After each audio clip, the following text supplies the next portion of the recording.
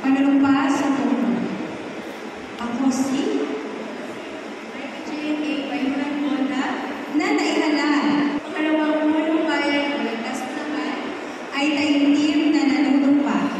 Mga Vice Mayor Monay Bayunan Bonda, pasalubungan mo natin ang isang masigaw o palakpakan.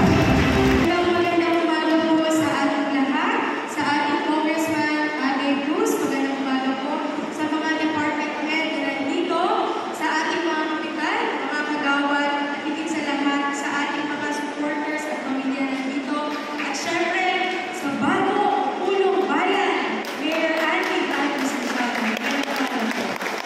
Ngayon ay hindi lamang aming panunumpa. Ito ay araw na dapat natin ipagdiwang dahil ito po ay araw ng tagumpay. Tagumpay ng buong bayan ng Balagtas. Ang tagumpay na ito ay pagkakaisa na matibay na paniniwala na tunay nga kung tayo ay magsama-sama ay ating makakamit ang ating mga ang tiwala at suporta na binigay ninyo sa amin at sa akin ay lubha po ang nagpapasalamat at hindi rin po matatawaran. Kaya niyo po ako sa oras na ito ay taus-puso ako magpasalamat. Maraming salamat po sa bawat isa.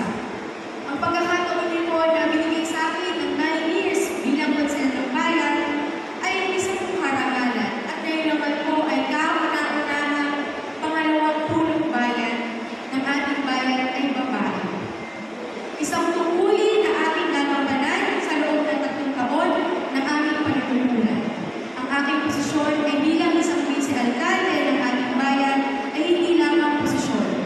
Dapat kong gampanan pagbuhos ito ay may kasama paninindigan sa bawat desisyon. Sa bawat polisiya, sa bawat panukala, ang boses ng bawat Balagtasenyo ay aming itindigan. Kapakanan ninyo ang aming prioridad ng bawat magbubuo ng Sangguniang Bayan.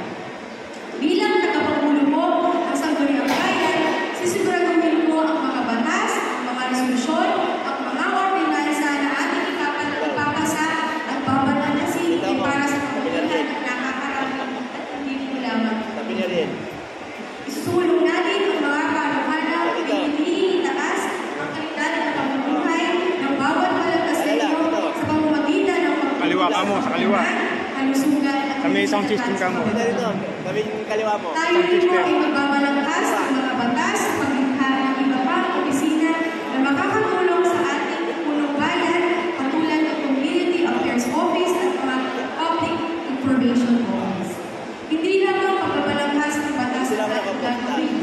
Susiguraduhin din natin na tayo ay magkakaroon ng mga programang tutulong sa mga pangangailangan ng ating mga kababayan.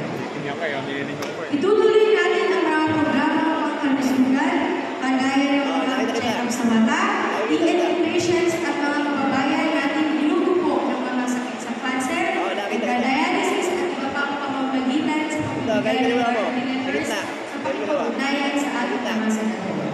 Tututukan din natin ang sektor ng kababaihan katulad ng ating sinasambit sa halos na 4 na buwan.